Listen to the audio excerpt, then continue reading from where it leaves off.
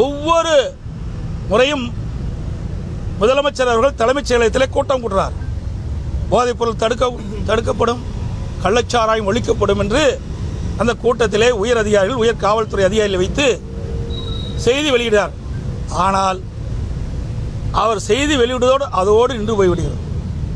அதற்கு பிறகு அதுக்கு உரிய நடவடிக்கை எடுக்காத காரணத்தினால் தமிழகம் முழுவதும் போதைப்பொருள் நடமாட்டம் அதிகரித்திருக்கின்றது. கள்ளச்சாராயம் விற்பனை அமோகமாக நடைபெற்றுக் கொண்டிருக்கின்றது. அதோட இன்றைக்கு தமிழகம் போதைப்பொருள் நிறைந்த மாநிலமாக இன்றைக்கு தமிழகம் இன்றைக்கு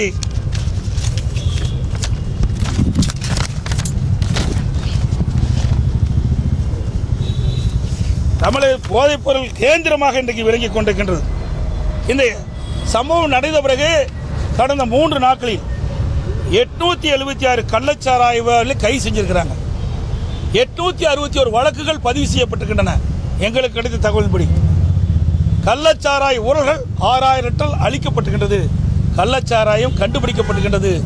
இதையெல்லாம் கல்வராயன் மலைப்பகுதியிலே கிடைத்த தகவல். தமிழ்நாடு முழுவதும் கள்ளச்சாராயத்தை இப்பொழுது இந்த அரசு ஆங்காங்கே இன்றைக்கு ரெய்டு பண்ணி இந்த கள்ளச்சாராய ஊழலை அழித்துக் கொண்டிருக்கின்றார்கள். இதையெல்லாம் முன்கூட்டியே செய்யப்பட்டிருந்தால் இந்த உயிரிழப்பு ஏற்பட்டிருக்காது.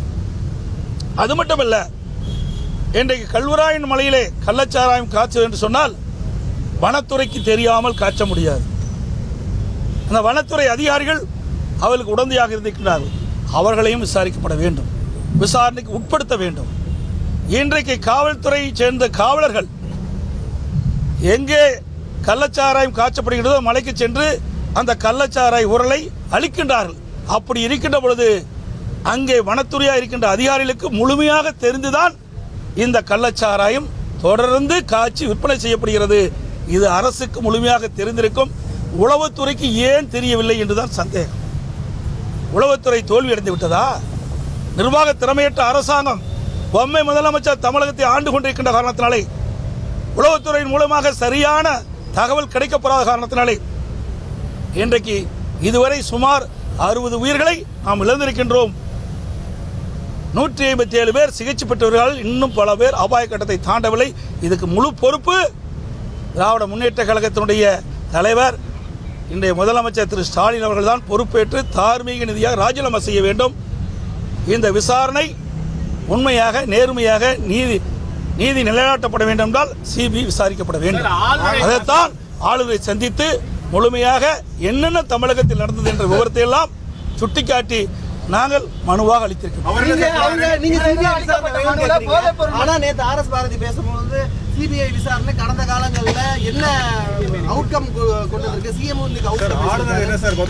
சிஎம் என்ன ஹவுஸ்ல என்ன பேசியிருக்காரு சொல்லுங்க. அதாவது என்னை பத்தி ஒரு குற்றம் சொல்லியிருக்காரு. ஆர்எஸ் பாரதி சிபிஐ கேட்கல, அதை முதல் தெரிஞ்சுங்க. அது கூட தெரியாத முதலமைச்சர் பேசுறாரு. அப்படிப்பட்ட முதலமைச்சரை வச்சுட்டு இந்த நாடு எப்படி உருப்படி ஆகும்? என்னுடைய கேஸில் அவர் வழக்கு போடுறார், அதாவது வழக்கு கூட பதிவு செய்கிறார். இதில் லஞ்ச ஒழிப்புத்துறையில் லஞ்ச ஒழிப்புத்துறை குறிப்பிட்ட காலத்தில் அது விசாரிக்காத காரணத்தால் நீதிமன்றத்துக்கு போறார். நீதிமன்றத்தில் என்ன சொல்றார்? இதை விசாரிக்கப்படணும் தான் சொல்றார். சிபிஐ அவர் கேட்கல. ஆனா நீதிமன்றம் தான் இதை சிபிஐ விசாரிக்கணும்னு சொல்லுது. அதை எதிர்த்தான் நான் அங்கே போனேன். அங்கே போகும்போது எதிர்கட்சியா இருக்கும்போது சிபிஐ கேட்டாங்க. ஆளுங்கட்சியா வந்தபோது உச்சநீதிமன்றத்தில் சிபிஐ வேண்டாம், இங்கே மாநிலத்தில் லஞ்ச ஒழிப்புத்துறையை விசாரிக்கிறாங்க. இப்படிப்பட்ட முதலமைச்சர் தான் தமிழ்நாடு முதலமைச்சர். உண்மையை தெரிஞ்சு பேச வேணும். அது மட்டும் இல்ல, உச்சநீதிமன்றத்திலிருந்து உயர்நீதிமன்றம் கேஸ் விசாரிக்கணும் வந்தோடனே ஆர்எஸ் பாரதி இந்த வழக்கை திரும்ப பெறன்னு சொல்றாரு. அப்படின்னா பொய் வழக்கு தான் போட்டிருக்காங்க. நான் வழக்கு திரும்ப பெற மாட்டேன், முதலமைச்சர் சொல்லிட்டாங்க, திமுக கட்சி சேர்ந்து சொல்லிட்டாங்க, உண்மை நேரம் நாட்டு மக்களுக்கு தெரிவிக்க வேண்டும் என்ற அடிப்படையில் ஆர்எஸ் பாரதி தொடர்ந்த அந்த வழக்கை நடத்த வேண்டும் என்று நடத்தி நிரபராதியை நிரூபித்தார். இந்த மனுவில் நீங்க வெறும் போதைப்பொருள் தமிழ்நாட்டில் புழங்கக்கூடிய போதைப்பொருள் சம்பந்தம் மட்டும்தான் அளிக்கிறீங்களா, இல்லை வேற என்ன பிரச்சனைகள்லாம் சொல்றீங்க? கள்ளச்சாராயம் உள்ளிட்ட இந்த கள்ளச்சாராயத்தால் ஏற்பட்ட மரணம், இந்த கள்ளச்சாராயம் எப்படிலாம் விற்கப்படுகிறது, எங்கெங்கிறதெல்லாம் வருது, இதுக்கு யாரெல்லாம் மூல காரணம், இதையெல்லாம் முழுமையாக விசாரிக்க வேண்டும். இதற்கு சிபிஐ விசாரணை தான் சிறந்தது. அப்பொழுதுதான் உண்மைத்தன்மை தெரியும். மாநில அரசு கட்டுப்பாட்டில் இருக்கின்ற காவல்துறை அதிகாரிகள் விசாரித்தால் நியாயம் கிடைக்காது. இதை நடுநிலையோடு மக்களுடைய நலன் கருதி ஏழை எளிய மக்கள் மேலும் பாதிக்கக்கூடாது. அந்த அடிப்படையிலே நாங்கள் மேதக ஆளுநரை சந்தித்து இதை நியாயமான விசாரணை நடப்பதற்கு சிபிஐக்கு பரிந்துரை செய்ய வேண்டும் என்று நாங்கள் மனுக்கிறோம்.